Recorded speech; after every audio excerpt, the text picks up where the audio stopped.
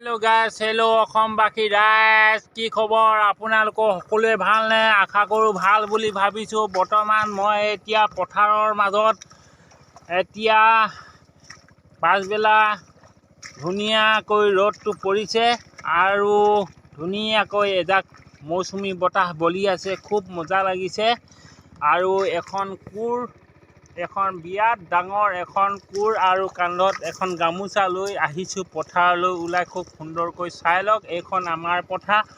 ইয়াতে বিভিন্ন প্ৰজাতিৰ ধান খেতি কৰা হয় আৰু বছৰেকত ধান খেতি খুব ধুনীয়া ভাল হয় আৰু বহুতে খেতি কৰি ভাল পায়। আৰু বিশেষকৈ গাঁৱৰ ল'ৰা ভিলেজ ভিডিঅ' আপোনালোকৰ মাজলৈ লৈ আহিছোঁ। আপোনালোকে আমাৰ গাঁওখনত এতিয়ানো কি হৈ আছে তাকে চাব। এতিয়া বৰ্তমান আমাৰ গাঁওখনৰ মানুহে খেতি পথাৰৰ লগত বিশেষভাৱে জড়িত হৈ আছে আৰু খেতি মাটি সকলোৱে এবাৰ চহালে আৰু এইফালে দেখিছে আপোনালোকে ট্ৰেক্টৰে মাটি চহাই আছে। এয়া চাওক, মাটি চহাই আছে, এইবিলাক মাটি চহাইছে।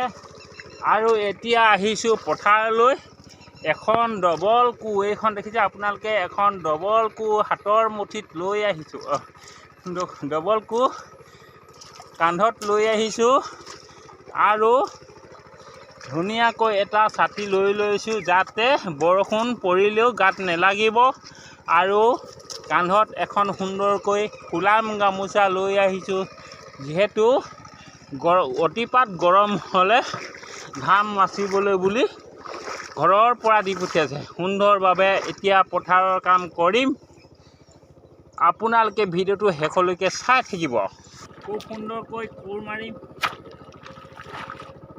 সেইকাৰণে মই ভিডিঅ' আপোনালোকৰ মাজলৈ লৈ আহিব পৰা নাই, বিশেষ অসুবিধা হোৱাৰ কাৰণে। এই দেখিছে পথাৰৰ মাজত বোকা পানী খচিবলৈ আহিছোঁ আজি, আৰু আমাৰ পথাৰখনো আপোনালোকক আজি দেখাই দিওঁ বুলি ভাবিলোঁ। ইয়াত দেখিবলৈ পাইছে কোৰ মাৰিবলগীয়া হৈছে।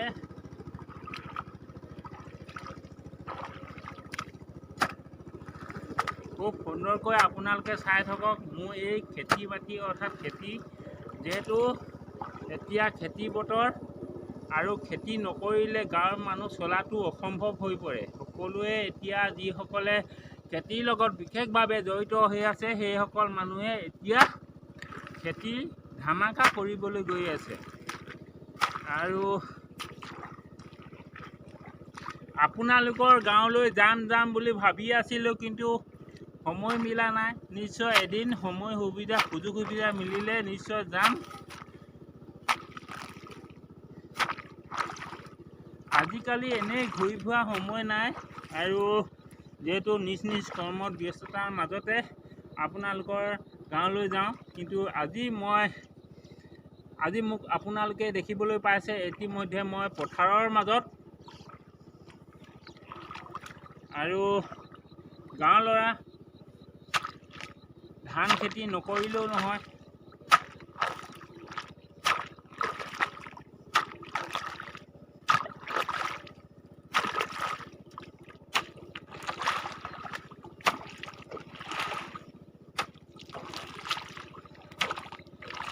বৰষুণৰ পানী তেনেই কম।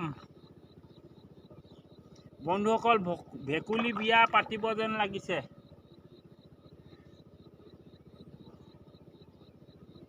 আগতে প্ৰায় মানুহে ভেকুলী বিয়া পাতি বৰষুণ আনিছিলে। আজিকালি ভেকুলী বিয়া পাতিলেও ভেকুলী নোহোৱা হ'ল।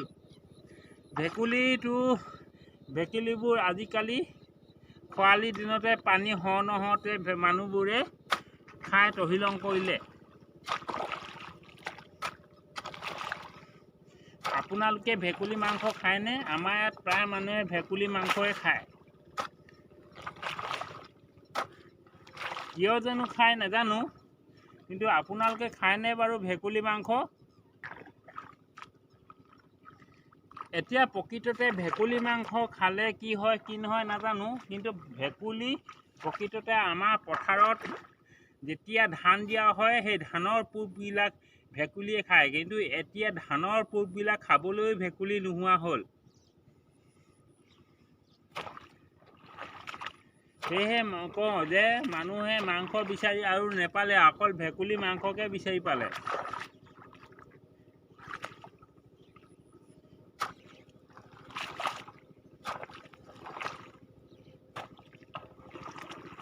ভেকুলী অৰ্থাৎ বেং।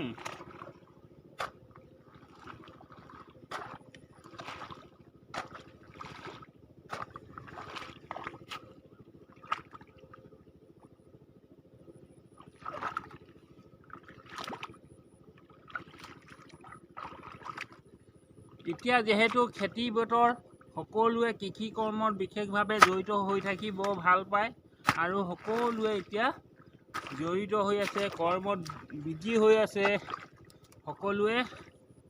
আৰু মই ভাবিলোঁ কোৰ এখন লৈ যাওঁ পথাৰলৈ, যিহেতু কামবোৰ এনেই পৰি আছে। এনেধৰণে দিনৰ দিনটো কামৰ মাজতে গুচি যায় বন্ধুসকল। এতিয়া দেখিবলৈ পাইছে কোৰ এখন লৈ খুব সুন্দৰকৈ কোৰ মাৰি আছোঁ। আপোনালোকৰ মাজলৈ আহিম বুলি ভাবোঁ, কিন্তু আশা সেই পূৰণ নহৈছিল। কিন্তু আজি হঠাতে ভাবিলোঁ মই এপাক আপোনালোকৰ মাজলৈ যদি নাহোঁ, কিন্তু আপোনালোকে ভাবিব যে এজন ভিডিঅ' ক্ৰিয়েটাৰে কিয় ভিডিঅ' দিয়া নাই বুলি ভাবিব। বিশেষ এটা অসুবিধা হোৱাৰ কাৰণে মই কেইদিনমান মানে ভিডিঅ'টো ৰখাই থ'বলগীয়া হৈছিল আৰু ভিডিঅ'টো প্ৰস্তুত কৰিব নোৱাৰিছিলোঁ। আৰু ক'তো তেনেকৈ ভিডিঅ' কৰিবলৈ যোৱা নাই। আৰু এইকেইদিন প্ৰায় ঘৰতে মই আছোঁ, নিজ কৰ্মত ব্যস্ততাৰ মাজতে আছোঁ। এতিয়া দেখিবলৈ পাইছে আমাৰ পথাৰখন এই হ'ল খেতি পথাৰ। ধান খেতি প্ৰতি বছৰে কৰা হয়।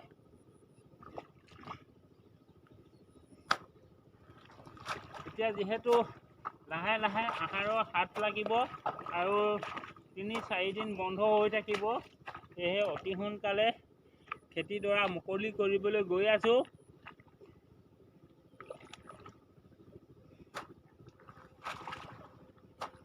এতিয়া দেখিবলৈ পাইছে আপোনালোকে পথাৰখন একেবাৰে উকা আৰু পথাৰত এতিয়া কি হৈছে, বন গজি আছে।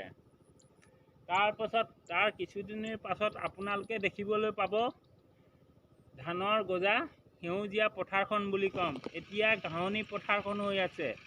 তাৰপাছত আপোনালোকে দেখিবলৈ পাব সেউজীয়া পথাৰখন।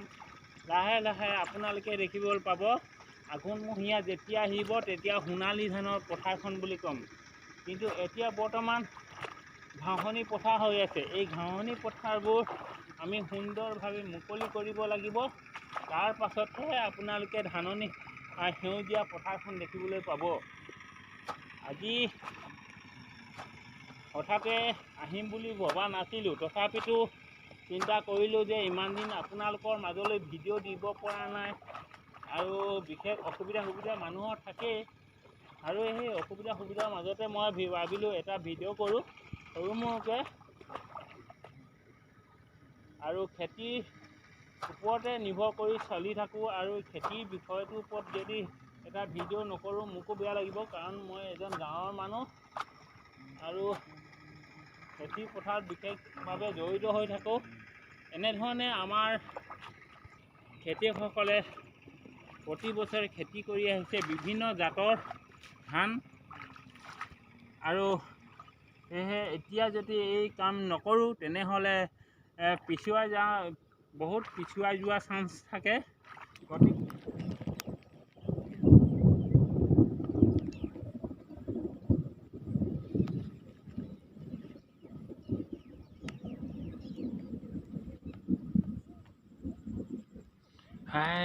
এইখন গাড়ী দেখিছে আপোনালোকে, এইটোৱে আমাৰ ৰাস্তা, ঘৰ কাষেদি গৈছে গাড়ীখন। এতিয়া পূৰা আন্ধাৰ হৈ গ'ল।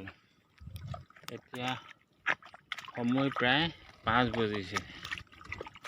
আকাশত ডাৱৰ পূৰা ডাঠ। এতিয়া বৰষুণ দিব। দেখিলে আপোনালোকে শুনিলে মেঘটো গুৰ গুৰ শব্দ হৈছে। আৰু এইটো সময়ত আমি পথাৰৰ মাজত আছিলোঁ। এয়া চাওক এখন কোৰ, এতিয়া যাম ব্লক, এতিয়া ঘৰলৈ যাওঁ। দেখিছে এই নামঘৰ টিং টিং শব্দ আৰু ডবা বজাব এতিয়া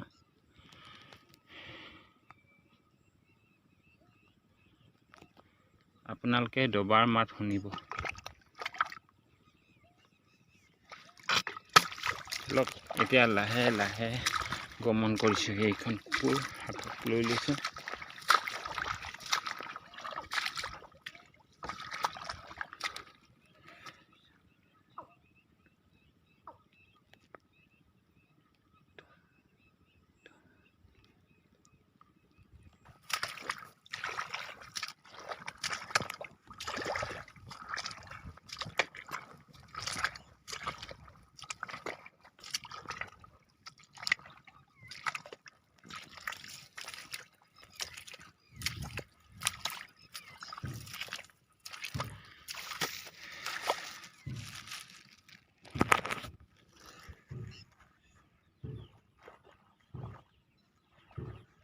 গধূলি সময়ত নামঘৰত ডবা বজিছে সেইটো সময়লৈকে আমি পথাৰতে আছিলোঁ